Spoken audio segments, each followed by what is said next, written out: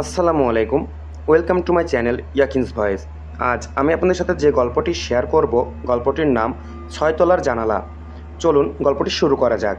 রাত তখন প্রায় 2টো। ঢাকার পুরনো এক অ্যাপার্টমেন্ট বিল্ডিং, তপন নিবাস।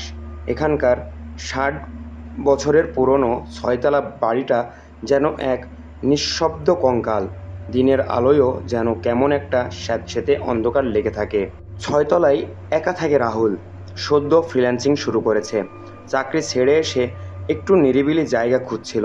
এমন সময় এই বাড়ির একটা ফ্ল্যাট ভাড়া পাই অতি সস্তায়। বাড়িওয়ালা তাকে শুধু একটা কথা বলেছিল, রাত 2টার পর জানালার দিকে তাকাবে না। রাহুল হেসে উড়িয়ে দিয়েছিল বিষয়টা। ওল্ড স্কুল কুসংস্কার ভেবেছিল সে। প্রথম কয়েকদিন সব ঠিকঠাকই চলল। এরপর একদিন রাতে হঠাৎ ঘুম ভেঙে গেল।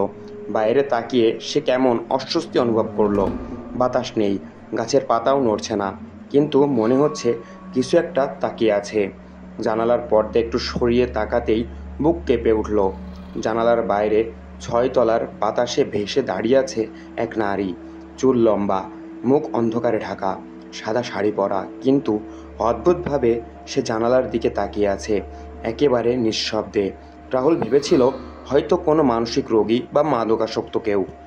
কিন্তু পরদিনও ঠিক রাত 2টায় সেই একই অবস্থান, সেই একই মুখ, একইভাবে দাঁড়িয়ে। রাহুল এবার ভয় পেতে শুরু করলো। সে ক্যামেরা সেট করে রাখলো জানালার দিকে। পরদিন ফুটেজ দেখে তার চোখ কপালে। ক্যামেরায় কেউ ধরা পড়ে না, কিন্তু সে নিজ চোখে দেখেছে। আরও কয়েকদিন ধরে সে নিশ্চিত হলো রাত 2টার দিকে সেই নারী দাঁড়ায়। ধীরে ধীরে তার চেহারা স্পষ্ট হতে থাকে, চোখে গভীর দুঃখ, ঠোঁটে হালকা হাসি। সে এক রাতে ভয় পেয়ে নিচে দারোয়ান মনিরকে ডেকে নিয়ে এলো। আপনি কিছু দেখেছেন ছয়তলায়? মনির নিচু গলায় বলল, ছয়তলায় আগেও একজন থাকতো, মেয়ে, নাম ছিল অন্তরা। একা থাকতো, একদিন হঠাৎ আত্মহত্যা করে। ঠিক এই জানালার পাশে দাঁড়িয়ে লাফ দিয়েছিল। কিন্তু ব্যাপারটা খুব রহস্যজনক ছিল।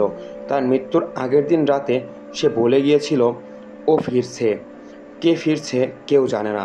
রাহুল আর স্থির থাকতে পারছিল না।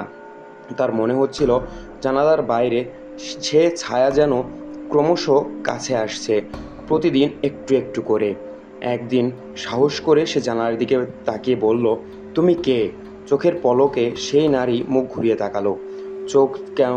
চোখে কোনো রক্তরেখা নেই, শুধু ফাঁপা গর্তের মতো দুটো চোখ। ঠোঁট নাড়ালো, কোনো শব্দ নেই, কিন্তু মনে হলো সে বলল, আমাকে ভুলো না। সেই রাতে রাহুলের ঘুম ভেঙে যায় হঠাৎই। বিছানার পাশের আয়নায় সেই মুখ, জানালায় নয়, এবার ঘরের ভেতরে। সে আর সহ্য করতে পারল না। সে ঠিক করলো বাড়িটা ছেড়ে দিবে।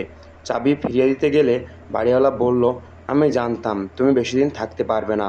ও কাউকে থাকতে দেয় না বেশি দিন। তুমি সৌভাগ্যবান যে শুধু তুমিই দেখেই পার পাচ্ছ। রাহুল চলে গেল। 3 মাস পর তপন নিবাসের 6তলায় আবারও আলো জ্বলল। নতুন ভাড়াটে, একজন একাকী নারী, নাম অরণ্যা। প্রথম রাতে সে ফোনে কথা বলছিল, খুব সস্তায় একটা ফ্ল্যাট পেয়ে গেছি। ফোন কেটে সে চায়ের কাপ নিয়ে দাঁড়ালো জানালার সামনে। রাত তখন 1:19। এক ঠান্ডা বাতাস বয়ে গেল।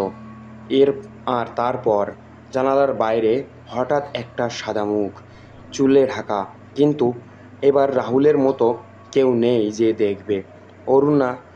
অরণ্যা ধীরে ধীরে জানালার দিকে এগিয়ে গেল। সেই মুহূর্তে জানালার গ্লাসে ভেসে উঠল ঠোঁটের নীরব উচ্চারণ, এবার তুমিই। ধন্যবাদ। ভিডিওটি কেমন লাগলো অবশ্যই কমেন্ট করে জানাবেন।